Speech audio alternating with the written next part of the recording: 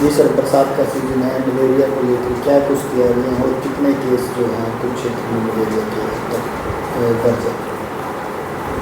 देखिए, स्वास्थ्य विभाग मलेरिया डेंगू को लेकर पूरी तरह से सजग है और हमारी सभी स्वास्थ्य कर्मचारी अधिकारी जो हैं वो पूरे ज़ोर शोर से इसको रोकने में लगे हुए हैं। इस साल हमने शुरू से ही ये प्लान बनाया था कि हमने मच्छरों को ज़्यादा पैदा ही नहीं होने देना है। जो इसका लार्वा है वो जैसे ही हमें जहाँ भी मिलता है उसको तुरंत जो है नष्ट करना है और लोगों को ज़्यादा से ज़्यादा इसके बारे में जागरूक करना है।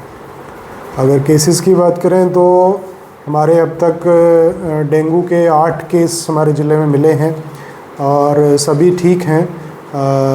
उनमें से शायद एक केस अभी दाखिल है, लेकिन बाकी सभी ठीक होकर अपने घरों पे आराम कर रहे हैं।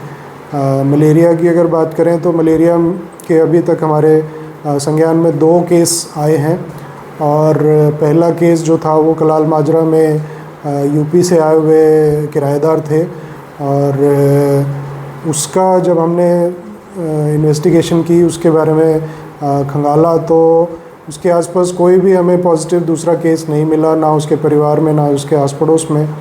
और जब उसकी हिस्ट्री ली गई तो पता चला कि उसको पिछले साल भी मलेरिया का संक्रमण हुआ था जब वो यूपी में रहता था।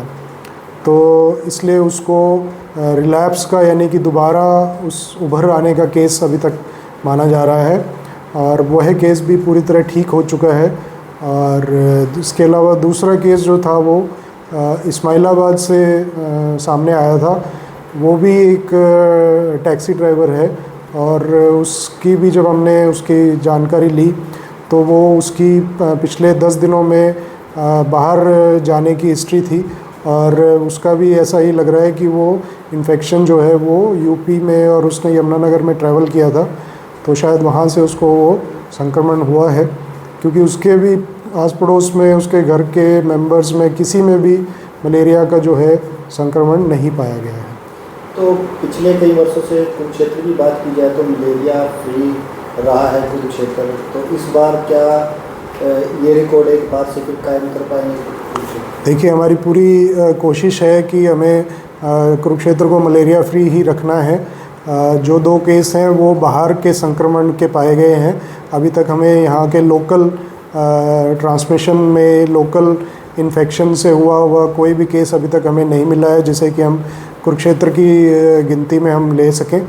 तो इसीलिए अभी तक हम कुरुक्षेत्र को मलेरिया फ्री रख पाए हैं और आगे भी हम पूरी कोशिश करेंगे कि कुरुक्षेत्र ज़िला जो है वो मलेरिया फ्री रहे।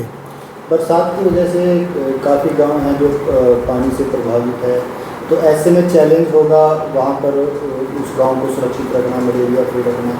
तो क्या अपील रहेगी वहाँ के लोगों से और क्या सुविधाएं अगर बात की जाए तो स्वास्थ्य विभाग के द्वारा क्या तैयारियाँ हैं उसको लेकर? जैसा कि आपको पता है कि इस साल मानसून में बहुत तेज़ बारिश और लगातार बारिश चल रही है और कई हमारे कुरुक्षेत्र के इलाकों में बाढ़ का खतरा भी मंडरा रहा है। इनमें मुख्यतः पेहवा के कुछ गांव, झांसा ब्लॉक के कुछ गांव और शाहबाद के तरफ के कुछ गांव जो हैं वो प्रभावित हैं, जिनकी सूचना हमारे पास डीसी कुरुक्षेत्र के माध्यम से आई है।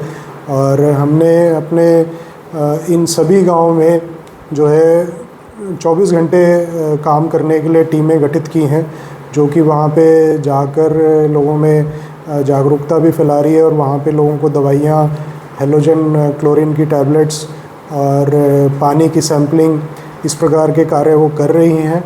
और हमारी पूरी नज़र बनी हुई है कि ये स्थिति जो है वो नियंत्रण में रहे। तो लोगों से अपील रहेगी कुछ? इसमें लोगों से हम यही अपील करना चाहते हैं कि वह सबसे पहली बात जो है वो साफ़ पानी का प्रयोग करें, क्लोरीन मिला हुआ पानी ही इस्तेमाल करें।